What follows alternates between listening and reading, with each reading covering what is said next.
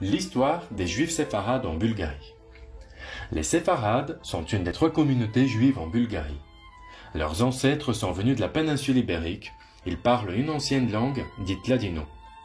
Selon une des théories, leur nom vient de la manière dont ils appellent l'Espagne séfarade. Dans le passé, les séfarades font partie de l'Empire romain, puis du pays des morts. Sous la domination de ces derniers, ils profitent d'une autonomie et d'une liberté religieuse. Ils créent une riche culture.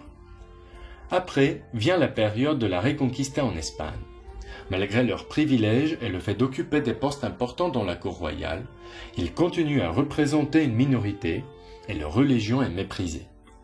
Au XIIIe siècle, le concile de l'Église les identifie comme une menace au point même de les considérer coupables de la propagation de la peste. Des mesures discriminatoires leur sont imposées, leurs communautés sont détruites. Certains d'entre eux se convertissent au christianisme, pourtant la haine contre eux ne se calme pas.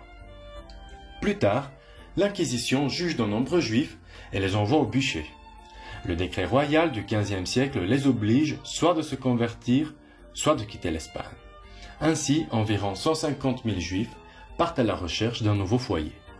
Il y en a qui trouvent leur mort dans la mer, d'autres sont capturés et deviennent esclaves.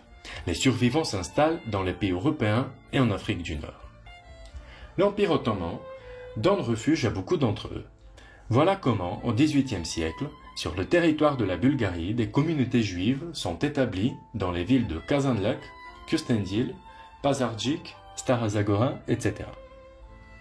Étant bien éduqués, parlant plusieurs langues, y compris l'hébreu et l'arabe, les Juifs jouissent de nombreux privilèges au sein de l'Empire.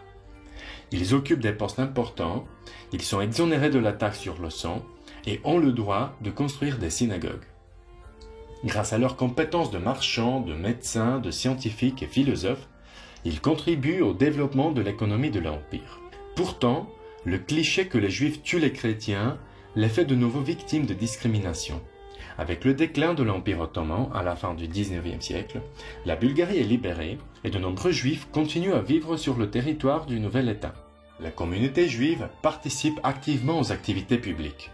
Au début du XXe siècle, en Bulgarie, les Juifs comptent environ 50 000 personnes, dont la plupart séfarades. Les Bulgares sont tolérants à l'égard de leur communauté et lui donnent une liberté illimitée pour développer sa culture et pratiquer sa religion. Les bouleversements historiques de la première moitié du XXe siècle, ayant conduit le monde aux 2 guerres mondiales, n'épargnent pas la Bulgarie. Ainsi, pendant la Seconde Guerre mondiale, comme dans les autres pays, une législation anti-juive est adoptée. Pourtant, la Bulgarie ne déporte pas les Juifs qui habitent sur son territoire. Près de 50 000 Juifs bulgares sont sauvés de la mort.